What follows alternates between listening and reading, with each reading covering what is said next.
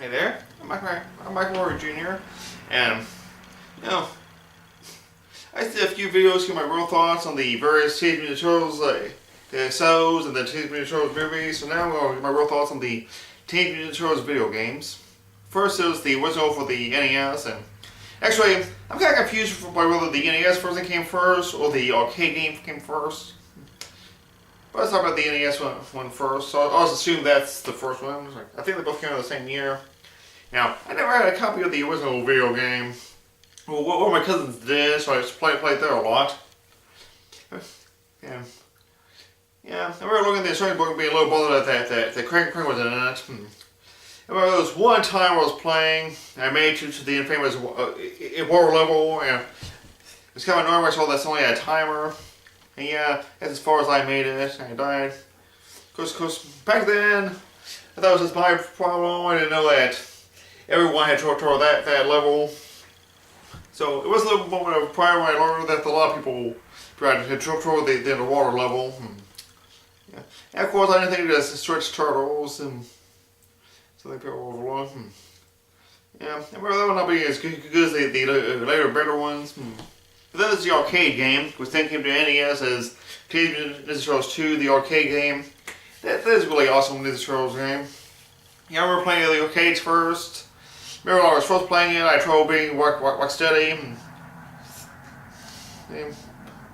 I think I remember beating it on the arcade. It was either that or I was watching people playing, or maybe I was playing with more skilled people at the time.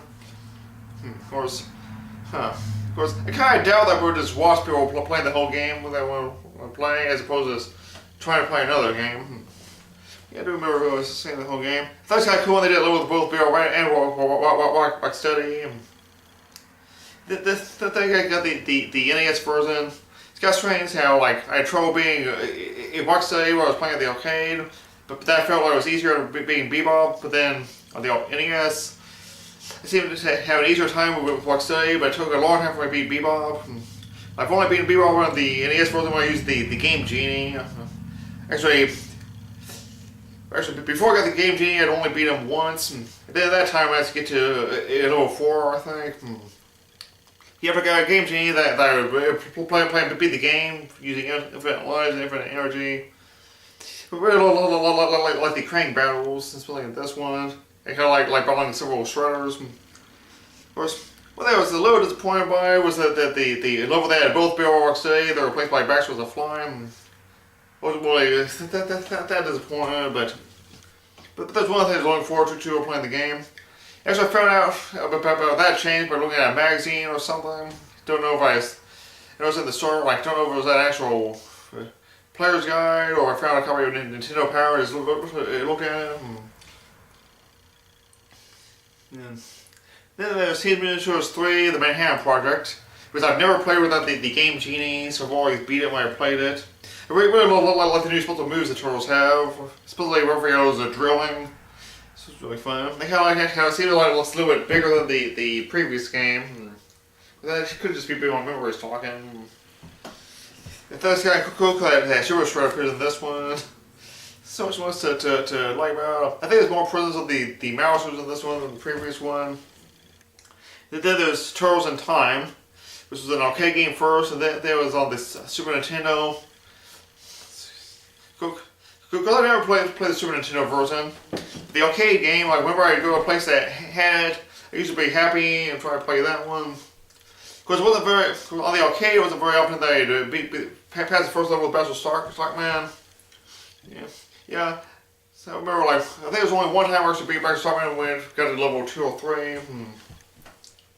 But that thing, I got one of the Ninja Turtles video games that included that as a bonus, and that was the main reason I actually got that game.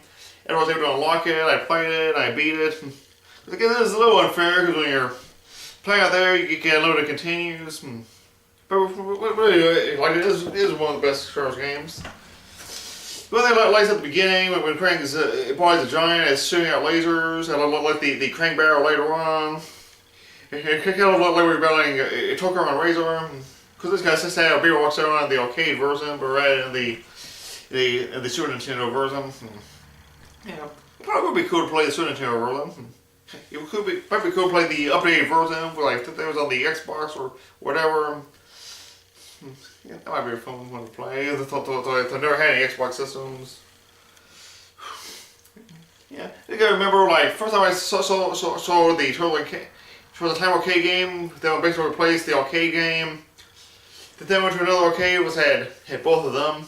Then went to my old Cherry Cheese which had the arcade game. I was explaining them to replace the Turtle Time, and they didn't. It was the same arcade game.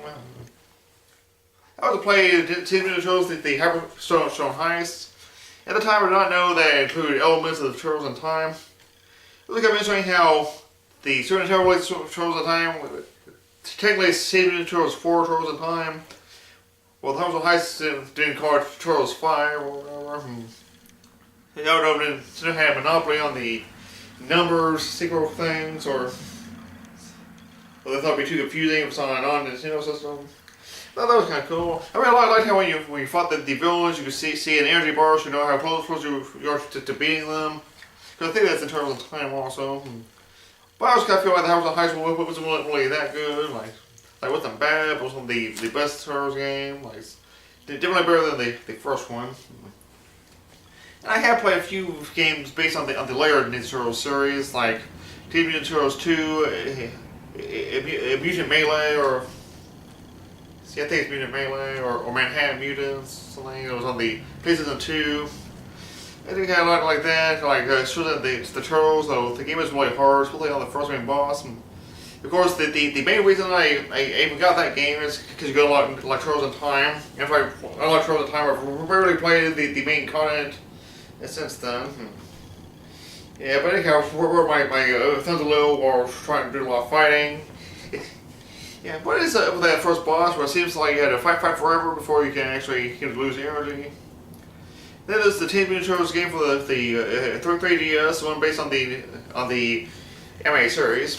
It's kind of confusing how those 4 Ninja Turtles video games are just hired Teenage Mutant Ninja Turtles, like the original one on the NES and the one that was based on the 2003 series. There was one based on the 2012 series. It was also a Teenage Mutant Turtles game based on the 2014 movie. It's all confusing. It was also a game based on TMNT. Everything's kind of sad how the original movie trilogy did not have any video game adaptations. Well, most of the later ones did. But anyway, the Teenage Mutant Turtles game for the 3DS. See, it's not really much I can remember. Like, I was playing just to refresh my memory, and see, like, it is a bit complicated. Like all the turtles are together and stress turtles, but I do feel a little bit.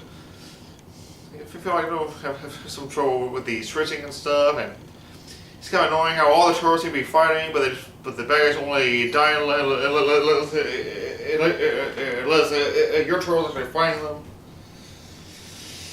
Well, so my real thoughts on the classic Ninja Turtles games. And most of the games based on the original series are the best.